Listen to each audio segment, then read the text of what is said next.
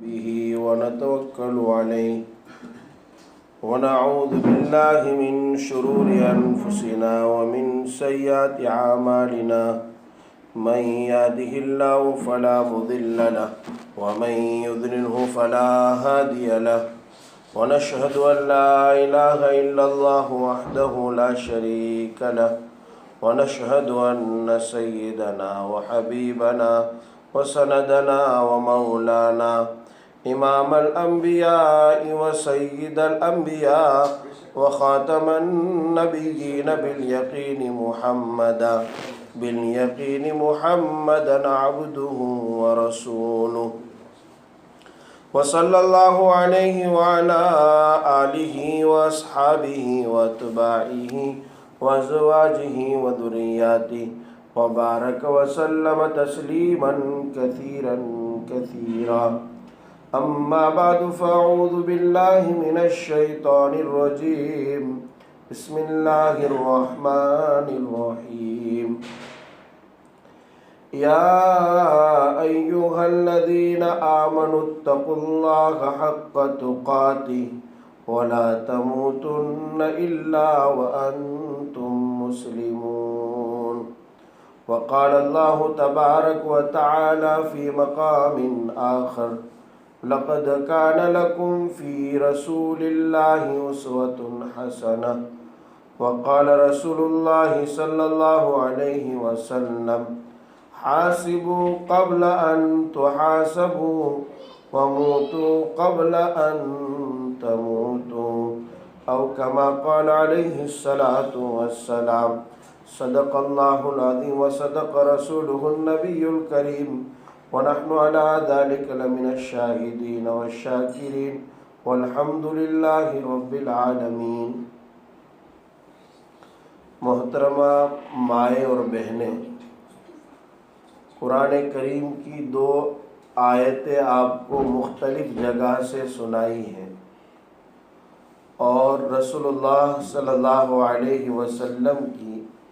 ایک مبارک حدیث پیش کی ہے۔ اس وقت پوری دنیا میں انسانیت بڑی پریشان چل رہی ہے اور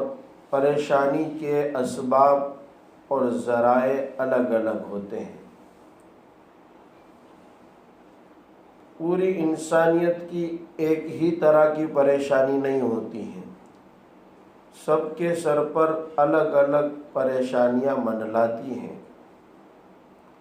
اور الگ الگ پریشانیوں کا لوگوں کو سامنا کرنا پڑتا ہے۔ کوئی مالی اعتبار سے پریشان ہوتا ہے تو کوئی کھیتی باڑی کی وجہ سے پریشان نظر آتا ہے، کوئی بیماری کی وجہ سے پریشان ہے۔ ان سب پریشانیوں میں ہمیں ایک بات کا خیال رکھنا چاہیے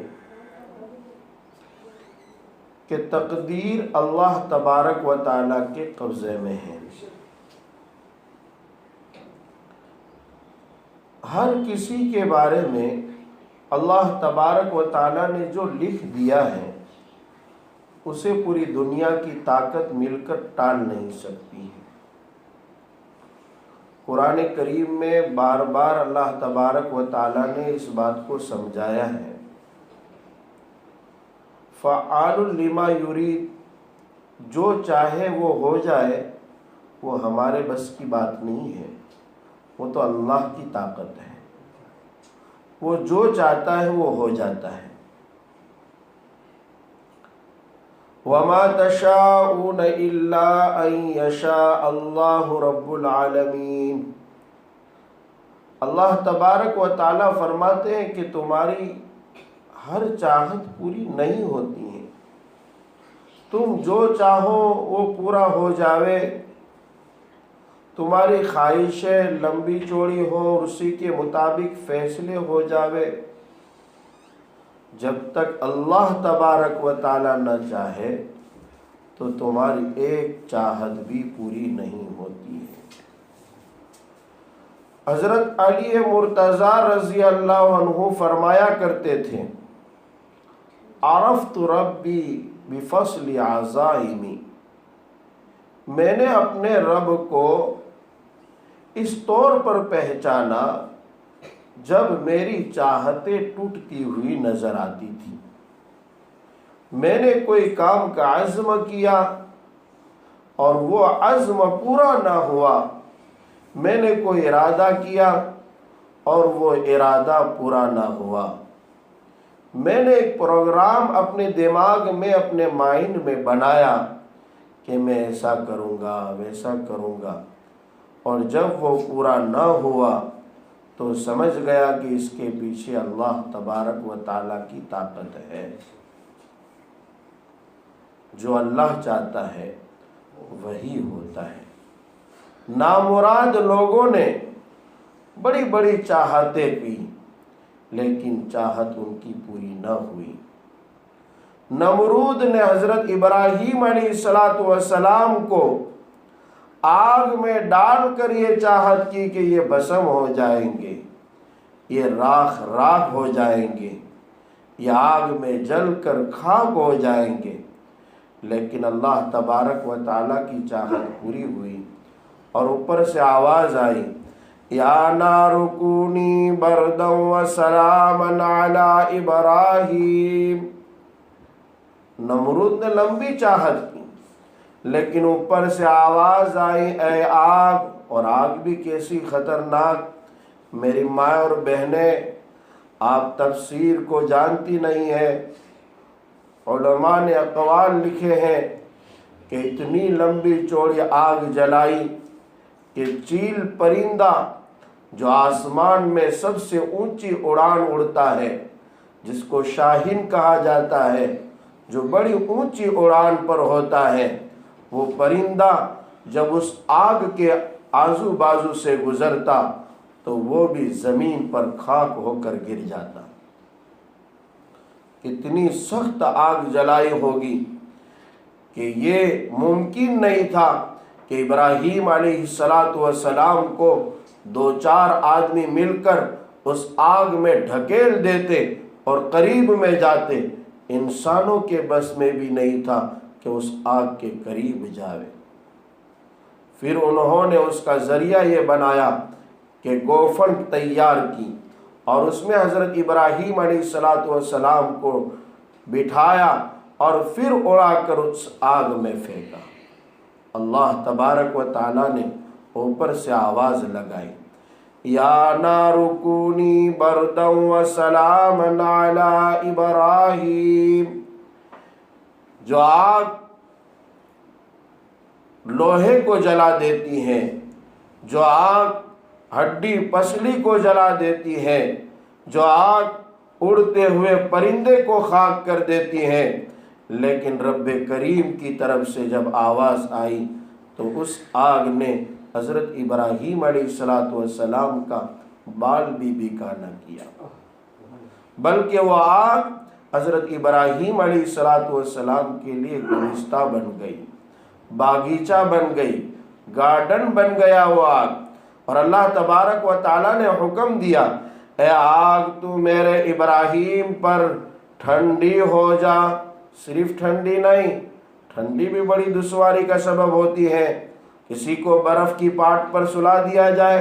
برف کی لادیوں پر کسی کو لٹا دیا جائے تو وہ بھی پولیس چوکیوں میں اور جیل خانوں میں ایک سزا ہوتی ہے۔ اس میں نہیں کہ ایسی ٹھنڈی نہیں، بلکہ کیسی ٹھنڈی ہو جا، سلامن، سلامتی والی، راحت ہو میرے ابراہیم کو، میرے ابراہیم کے لیے ٹھنڈی بھی بن جا اور میرے ابراہیم کے لیے سلامتی والی بھی بن جا۔ میری ماں اور بہنیں، مجھے یہ قصہ بیان کر کے سمجھانا یہ ہے کہ دنیا میں نامراد لوگوں نے بھی بڑی بڑی چاہتیں کی لیکن اللہ نے کسی کی چاہت کو پورا ہونے نہ دیا۔ اسی لیے قرآن کہتا ہے، وَمَا تَشَاءُونَ إِلَّا أَن يَشَاءَ اللَّهُ رَبُّ الْعَالَمِينَ۔ تمہاری چاہتیں پوری نہیں ہوتی ہے جب تک کہ تمہارا پروردگار نہ چاہے۔ وہ پروردگار جو کن فیکون کا مالک ہے، صرف کہہ دیتا ہے کہ ہو جا تو ہو جاتا ہے، اسے تو یہ کہنے کی بھی ضرورت نہیں ہے، وہ تو جیسا ارادہ کرتا ہے تو ہو جاتا ہے۔ اس نے کہا آسمان بن جا تو آسمان بن گیا،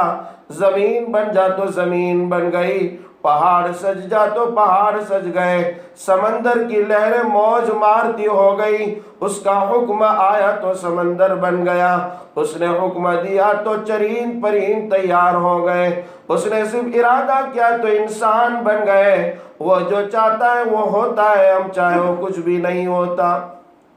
وَمَا تَشَاءُونَ إِلَّا أَن يَشَاءَ اللَّهُ رَبُّ الْعَالَمِينَ، جو رب چاہتا ہے وہ ہوتا ہے۔ ہم پوری انسانیت تو کیا، پوری کائنات کی مخلوق مل کر بھی کوئی چیز چاہ لے اور اللہ نہ چاہے تو ہو نہیں سکتا۔ ہم کلمہ پڑھتے ہیں لا الہ الا اللہ محمد الرسول اللہ صلی اللہ علیہ وسلم، اس پہلے جز کا مطلب یہی ہے،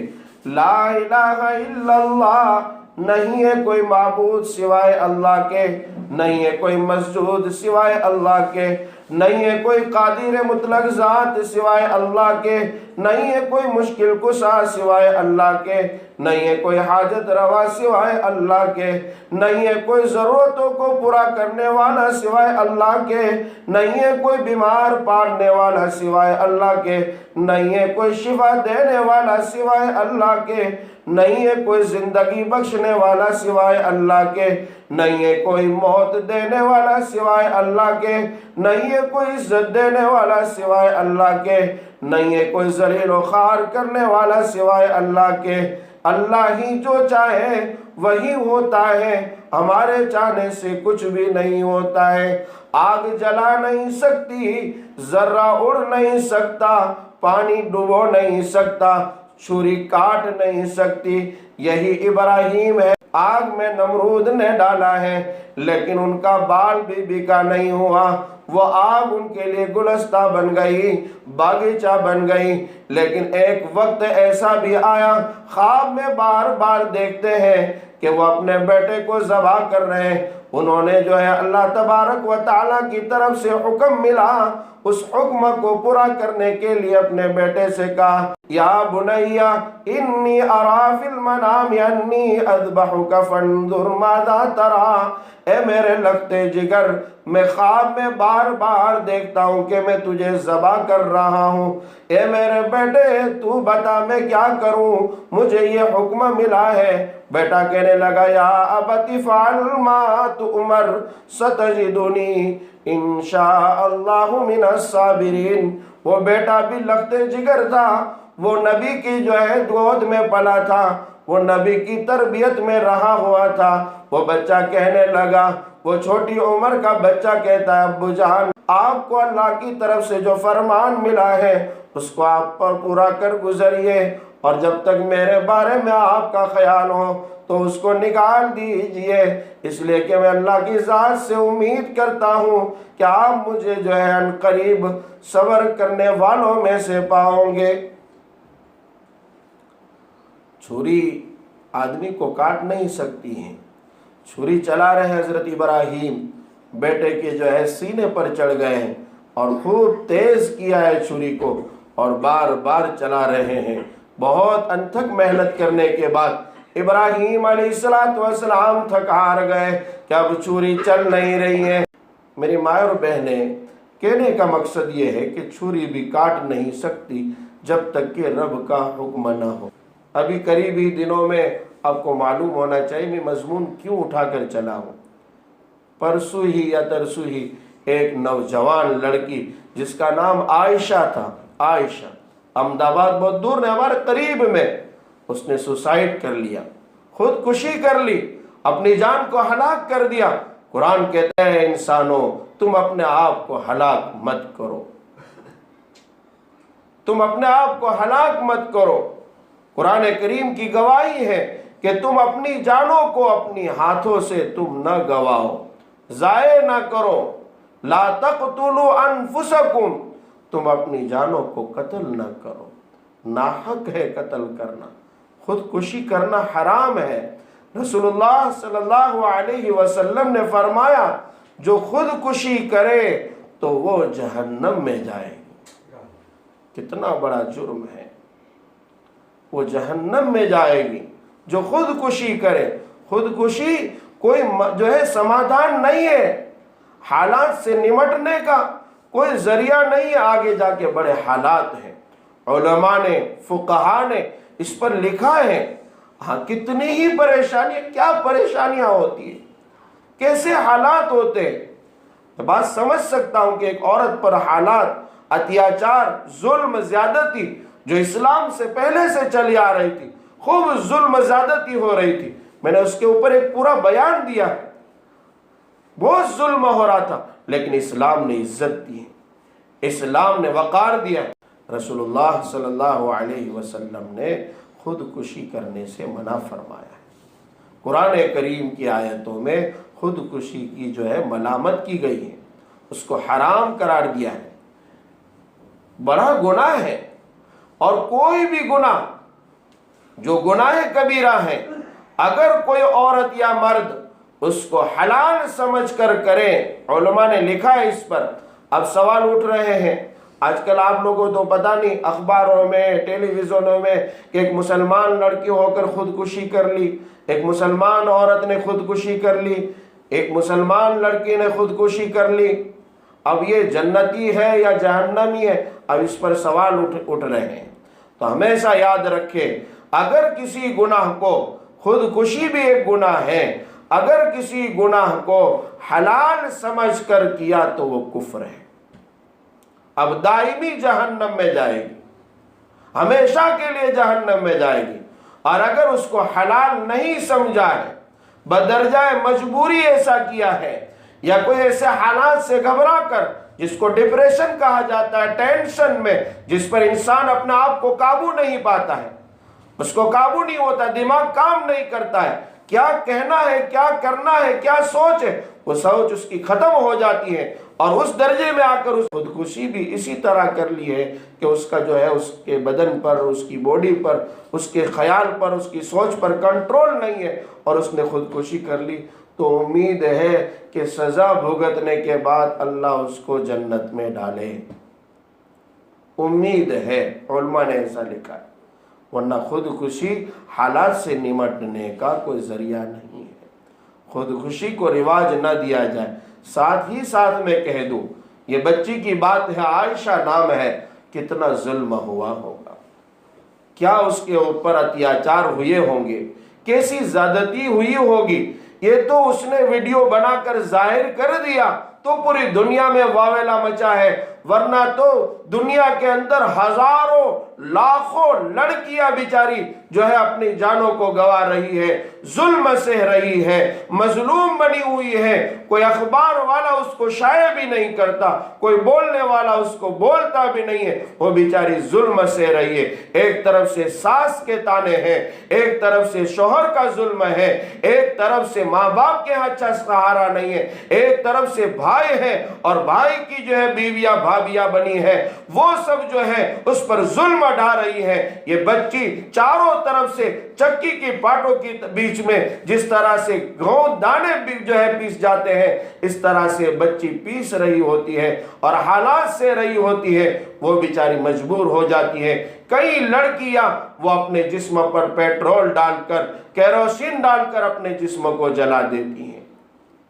کئی لڑکیاں پھانسی کا پھندا لگا کر انتقال کر جاتی ہے، لیکن کوئی پوچھنے والا نہیں۔ ماں باپ اگر جو ہے کرب اور پریشانی کے عالم میں جا کر پولیس میں فریاد بھی کرے تو کوئی صحیح ڈھنگ سے ان کی فریادیں سننے والا بھی نہیں۔ ظالموں کی طرف سے بڑی رقم ان کے ہاتھ تھما دی جاتی ہے، اور بچیوں کے ماں باپ کو انصاف بھی نصیب نہیں ہوتا۔ اس لیے ہمارے معاشرے میں خیال رکھنا چاہیے کہ کسی کے دل کو ذرا بھی نہ دکھائے۔ ماں باپ نے اپنا جگر کا ٹکڑا آپ کے گھر میں بھیجا ہے، 17 سال تک، 18 سال تک ماں باپ اپنے بچی کو پالتے ہیں، بڑے لاڈ اور بڑے نخرے سے اس کو جو ہے رکھتے ہیں، لیکن وہی بیٹی جب سسرال میں آتی ہے تو ساس جو ہے وہ مصلی پر بیٹھے تو بڑی نمازی بن جاتی ہے، ساس اگر ہاتھ میں تسبیح پکڑے تو بڑی ذاکرہ بن جاتی ہے، ساس اگر حج کو جائے تو بڑی حجانی بن جاتی ہے، ساس اگر جو ہے اپنے رشتہ داروں میں ملے تو بڑی جو ہے بڑی عورتوں میں شمار ہوتی ہے۔ لیکن ساس کا معاملہ جب بہو کے ساتھ ہوتا ہے تو ایسا ظلم ڈھاتی ہے، خدا کی قسم وہ بچی بیچاری آنسو پوچھ پوچھ کے تھک جاتی ہے، اس کے آنسو کو پوچھنے والا کوئی نہیں ہوتا۔ اللہ را خدا را کسی پر ظلم نہ کرے۔ یہ زندگی اللہ نے دی ہے، بڑی قیمتی ہے۔ زندگی اگر ہلاک ہو گئی، خدا کی قسم جو بچی نے قدم اٹھایا ہے اس کا گناہ سب پر پڑے گا، جنہوں نے ظلم کیا ہے سب پر اس کا گناہ پڑے گا۔ اگر شوہر نے ظلم کیا ہے تو بھی گناہ لگے گا، اگر باپ نے ظلم کیا ہے تو بھی گناہ لگے گا، اگر ساس نے جو ہے ظلم کیا ہے تو بھی گناہ لگے گا، اگر اس کے بھائیوں نے ظلم کیا ہے۔ بھائی بھی ایسے ہوتے ہیں، بہنوں کا رشتہ جو ہے صحیح جگہ سے آتا ہے تو جو ہے شادی نہیں کرنے دیتے۔ بھائی بھی ایسے ہوتے، ماں باپ کی طرف سے ملا ہوا وراثت کا مال وہ اپنا آپ کا سمجھتے ہیں،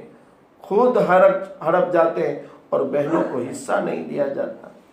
اور اس وقت دیتے ہیں جبکہ بہنیں اب بوڑھی ہو گئی، اب اس کو پیسوں کی کوئی ضرورت نہیں رہی، اب مکانوں کی ضرورت نہیں رہی، اب پیسہ تقسیم کیا جاتا، چلو بہنوں کو دے دو، خیر وہ بھی جب سمجھ آئے تو ہے، ورنہ بڑھاپے جب طاری ہو جاتے ہیں اور قبر کے گڑھے میں گر جاتے ہیں تو بھی بہنوں کا حق نہیں دیا جاتا۔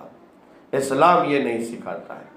اسلام مذہب یہ تعلیم نہیں دیتا ہے، اسلام مذہب کبھی ظلم کرنے کی ذرا بھی رواداری نہیں کرتا ہے۔ اسلام نے تو ہمیشہ ظلم کے خلاف آواز اٹھائی ہے اور عورتوں کو حق دلایا، لیکن ہم مسلمان ہو کر صحیح معنی میں لڑکیوں کو حق نہیں دیتے۔ ہم ماں ہے، بیٹی کا حق بڑا سمجھتی ہے اور سمجھتی کہ میں نے اپنی بیٹی کا حق دیا، لیکن ماں جب وہ ساس بنتی ہے تو بہو کا حق ادا نہیں کرتی، ظلم کرتی ہے، بیجا اس کے اوپر کلمات کستی ہے، بیجا اس پر ظلم کے ایسے ایسے الفاظ کستی ہے جس سے اس کا دل ٹوٹ جاتا ہے،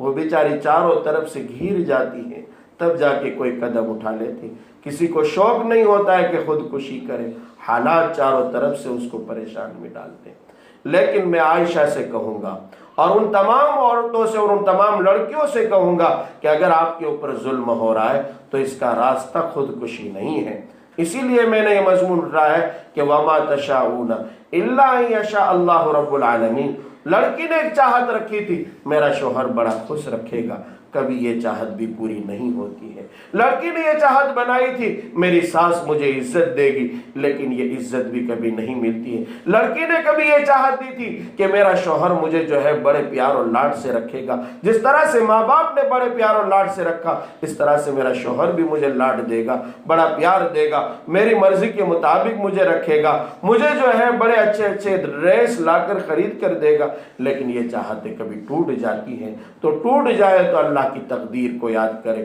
کہ رب نے یہی میرے لیے چاہا ہے، اس پر راضی رہے۔ جو تقدیر پر راضی رہی، خدا کی قسم کوئی پریشانی اس کو پریشان نہیں کر سکتی، کوئی حالات اس کو پریشان نہیں کر سکتے۔ رسول اللہ صلی اللہ علیہ وسلم کے حالات یاد کریں، سگے رشتہ داروں نے آپ کے خلاف آواز اٹھائی، جب بھی کسی پر حالات آئے تو وہ رسول اللہ صلی اللہ علیہ وسلم کے حالات کو یاد کرے، آپ پر کیسے حالات آئے۔ سگے چچا نے آپ کو گالیاں دی ہیں، سگے چچاؤں نے آپ کے اوپر پتھر پھینکے ہیں۔ ایسی زندگی آپ علیہ الصلوۃ والسلام کی مکی زندگی ہے کہ خدا کی قسم آپ صلی اللہ علیہ وسلم خود فرمایا کرتے تھے کہ مجھے اس راہ میں جتنا ستایا گیا اور مجھے اس راہ میں جتنا دھمکایا گیا، مجھ سے پہلے کسی پیغمبر کو ایسا نہیں کیا گیا۔ کیسے حالات ہوں گے، ان حالات کو یاد کریں، اپنے حالات ٹھنڈے پڑ جائیں گے۔ ان پریشانیوں کو سوچیں، اپنی پریشانیاں ٹھنڈی ہو جائے گی، اپنے آپ کو سمجھ میں آ جائے گا کہ میرے اوپر تو کچھ حالات نہیں ہیں۔ میری مائیں اور بہنیں، میری باتیں جو ہے بے ترتیب تھی، کہنا یہ اصل یہ چاہتا ہوں کہ ہماری ہر مرضی پوری نہیں ہوتی ہے، جو اللہ چاہتا ہے وہی ہوتا ہے۔ جس حال میں اللہ رکھے اس حال میں خوش رہو، اس حال میں اپنے آپ کو خوش رکھو، تقدیر پر راضی رہو۔ اللہ نے ہماری تقدیر بنائی ہے، آگے چل کر آپ کی خوشحالی کے ایام بھی آ سکتے ہیں، قرآن کہتا ہے ان مع العسر یسرا، ان مع العسر یسرا، بار بار تکرار کیا، 2 مرتبہ اس بات کو بیان کیا۔ اللہ ایک ہی بار کہہ دیتا کافی تھا، لیکن اللہ نے بار بار کہا، اس کا مطلب سمجھانا ہے۔ ان مع العسر یسرا، کہ یاد رکھو یقیناً، یقیناً، ان جو ہے جو علماء اور طلبہ ہوتے وہی جانتے اس بات کو، اور جو قرآن کا ترجمہ سمجھتے ان کو پتا ہوتا ہے کہ ان نہیں تاکید کے لیے ہوتا ہے، تحقیق کے لیے، بات کو مضبوط کرنے کے لیے، اور ترجمہ اس کا ہوتا ہے واقعی، یقیناً، بلا شک، بے شک۔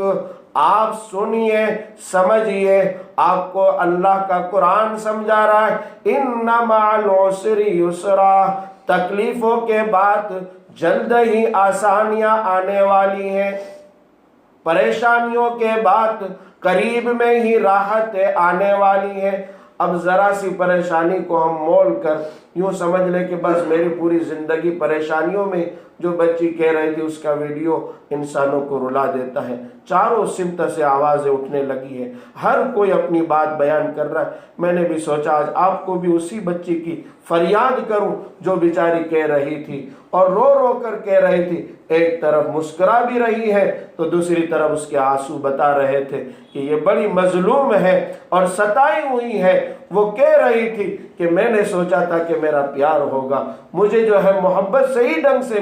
ملے گی، لیکن وہ مل نہیں پائی، اور اسی کی جو ہے پاداش میں اور نتیجے میں اس بچی نے قدم اٹھایا۔ اللہ سے دعا کرے کہ اللہ اس کی مغفرت فرما دے،